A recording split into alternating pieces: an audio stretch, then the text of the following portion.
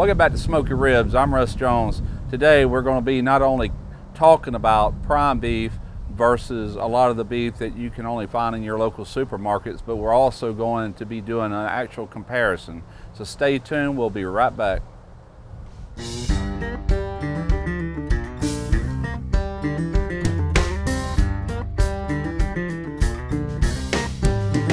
you wanna cook backyard barbecue till you get your feel, you come to the right place. Russ Jones Smoky Ribs. Smoky Ribs. Smoky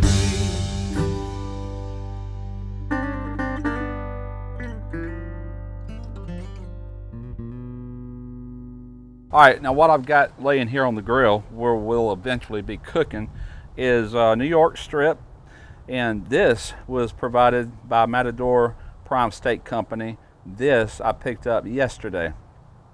Now let's talk about it a little bit and how it's graded. First off, all beef is graded, and there's like, I forget how many grades, but it goes way down the chain, all the way down to like a canner meat, cutter, utility, standard. But all we're talking about today really is your two best, which would be prime and choice, and that's exactly what we have here.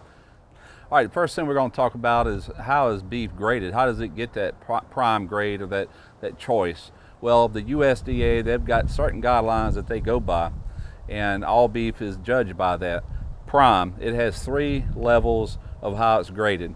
One of them is the marbling. That's the little flakes of fat that you see all through the meat. That's what helps the steak become tender and juicy and adds a load of flavor into it. So naturally, the better the marbling, the better the meat, better the steak, right? Okay, but like I said, there's 3 levels. There's a low end, there's a medium end, and there is a high end.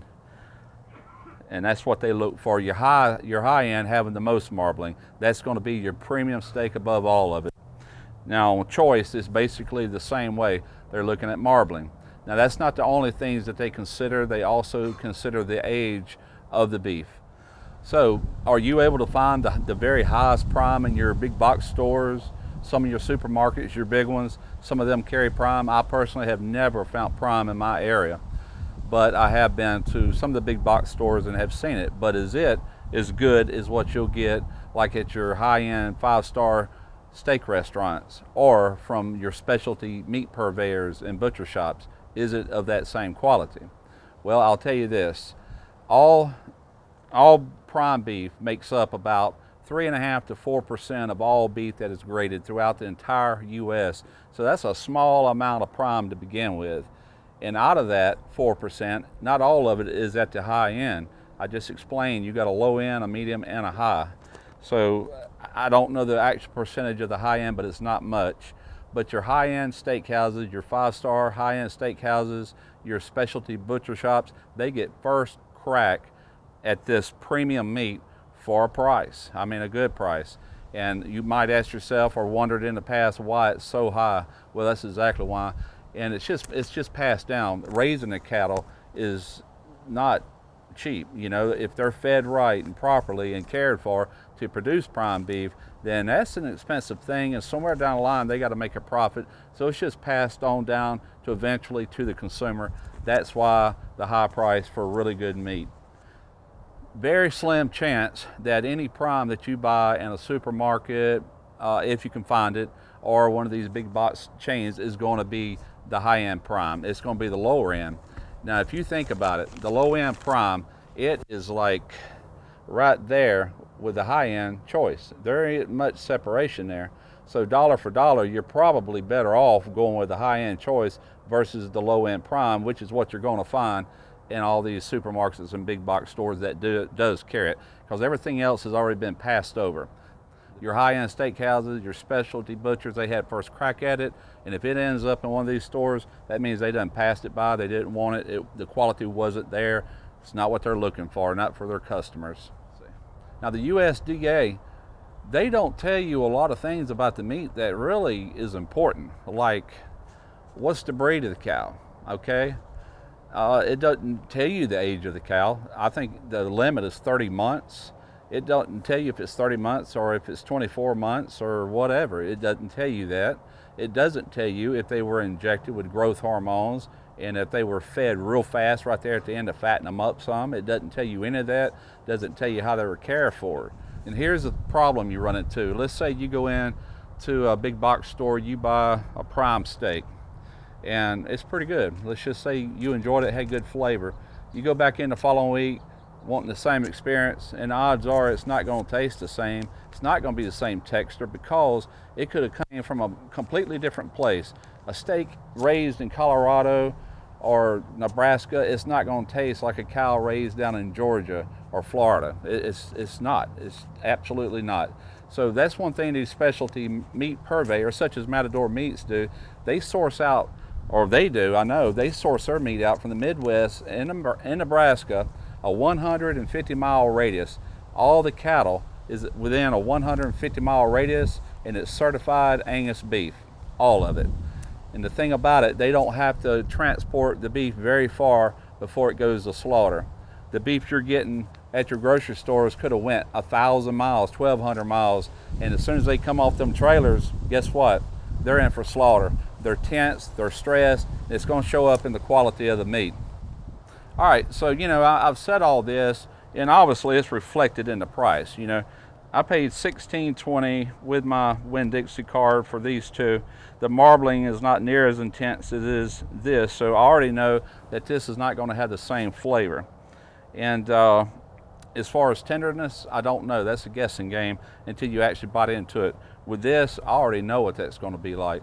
It's very consistent. You can eat this steak this week, turn around, order more. It's going to be the same thing every time.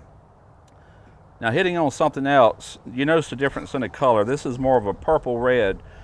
When beef is cut, it naturally looks like kind of a purplish red, and from there it starts to change. It starts getting actually a little bit of brown. I think, yeah, see how it's getting that brown tint right here? That is oxidation. It only takes a few days for that to happen. Now this was processed, and if you notice, it still has a very red color to it. Well, there's a couple of things that they have been doing for quite some time that you may know about, you may not. One thing they do is they actually package these in a gas. It's a combination of carbon monoxide, carbon dioxide, nitrogen with a little bit of oxygen, and it retains a real red color. Also, some of these people inject it with like a sodium solution to maintain that color, almost like a brine. Oh, yeah, hey, tell that cook you better not screw up them steaks. We're kind of particular about our meat. All right, first thing I'm gonna do, my charcoal's heating up. I'm gonna take some paper towels and we're gonna get this meat just as dry as we can to help the browning process. All right, so my neighbor decides to fire up a wet vac right about the time I'm gonna start doing this. But anyway, we're gonna apply salt. This is Jacobsen sea salt. And we're going to apply cracked black pepper. Now normally I would be using cayenne pepper on this as well. I was in there looking for it and I realized I used all I had in the crawfish bowl we did a few weekends ago. So no cayenne today. Just want to pat your seasonings in. Flip it over, do the same thing. So I'm going to start with one of the prime New York strips. And if you notice, I'm using the meter for the very first time. If you missed the review video I did on that, I'll have a link in the description box to tell you all about this device. Wireless, completely wireless. All right, I just flipped this over. Boy, we're getting a pretty nice sear on there. Internal, we're at 69 degrees, just went up to 70. All right, the meter app is telling me to remove this. It's actually showing 130 degrees internal, but like I said in the review video, it's actually allowing for carryover. It's now up to 132, 133, 134.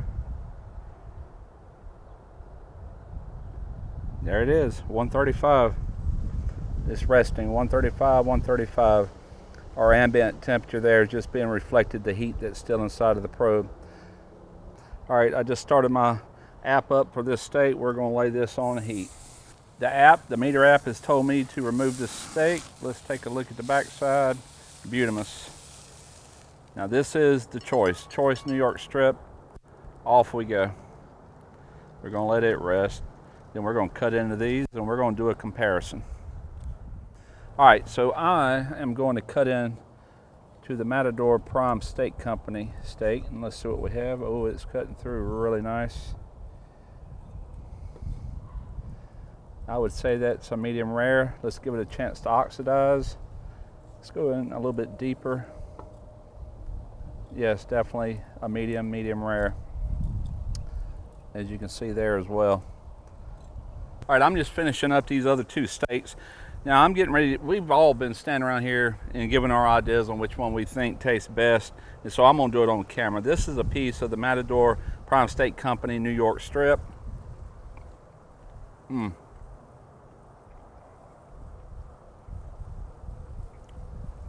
Super moist, super tender, really just dissolves in your mouth. So let's try this one. Let me just cut a piece off of this.